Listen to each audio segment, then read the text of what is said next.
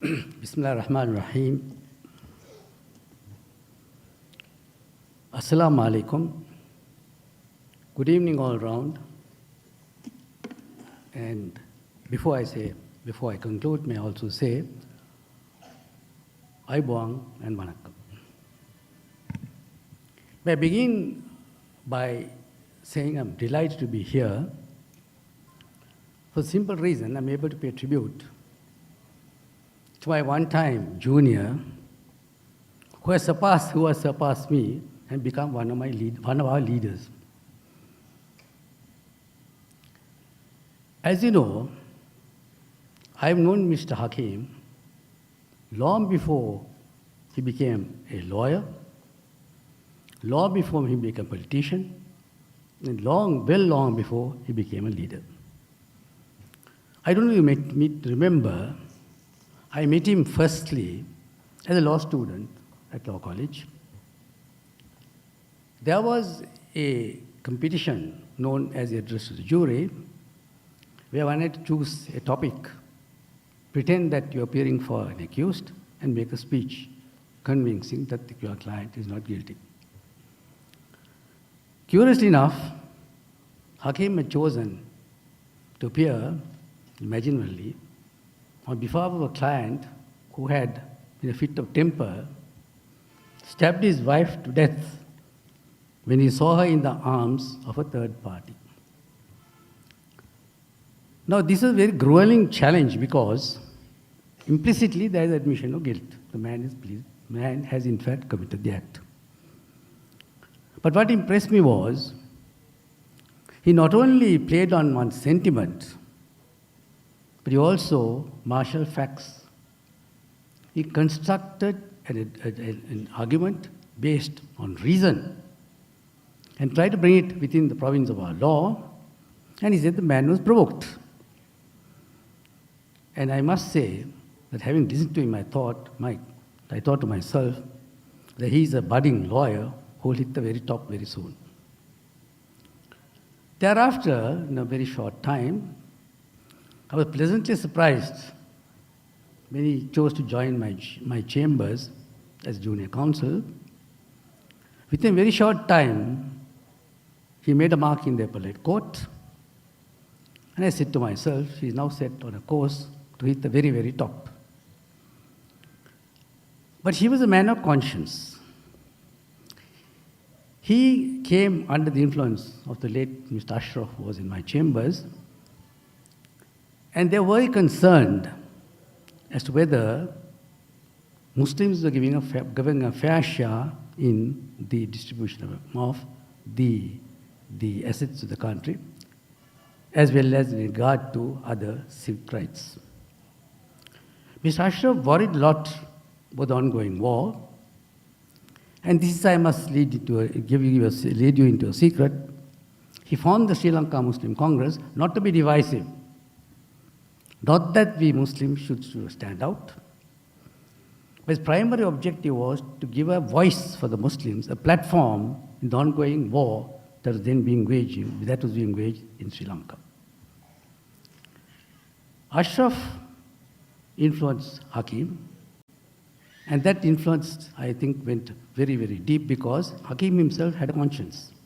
As we were told, he worried a lot, he felt for the underdog, and he himself felt that Muslims would be marginalized in time to come if we did not have a voice, a separate voice, to speak for ourselves, and as the result of which came into being the Sri Lanka Muslim Congress. I was told that there would be a collection of speeches that were released today, but I said I welcome the opportunity because 30 years in Parliament is no mean effort. That means he has been consistently elected by successive voters who repose his confidence in him. That itself is an indication of the respect and the esteem that he is held within the community and outside as well. He's a man who is proficient in all three languages. He's able to articulate his thoughts in a structured manner. and put across the Muslim point of view, the Islamic point of view, when we are challenged, with reason and kind, as the Prophet has told us, call people to religion with truth and kindness, and he does this so. I had a sneak preview of his book within a short time, and I find that his speeches covers a very, very large aspect, very many aspects which are dear to him. But there is one running chord. One is the question that it is up to the standards of fairness, and that is a value which we all treasure. It is based not on not achieving pure simple popularity, but oozes with certain values of understanding, of compassion, of tolerance, but above all, of reason, and the advocation of our rights, without fear, without favor, but certainly without being unduly hostile. As you know, our Muslims are known for our tolerance and compassion and association with others. But I must say the quality of the responses of the challenges that face us, and qualitatively, our leadership has also to a degree changed. As you know, during the Sinhala schemes, we were welcomed. In fact, Lord of Devaraja in a book celebrates virtually over 1,000 years of ethnic harmony. During the British times also, we had no problem. And in fact, you recollect that when independence was being stalled by certain groups with various demands, the Muslims fearlessly said that we trust the Sinhalese. We don't want any constitutional guarantees either.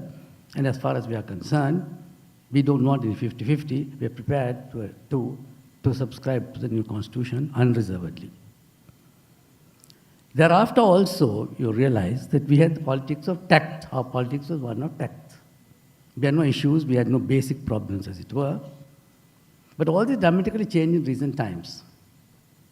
The unfortunate attacks on Islam and Islamophobia, and the virulent rhetoric that followed.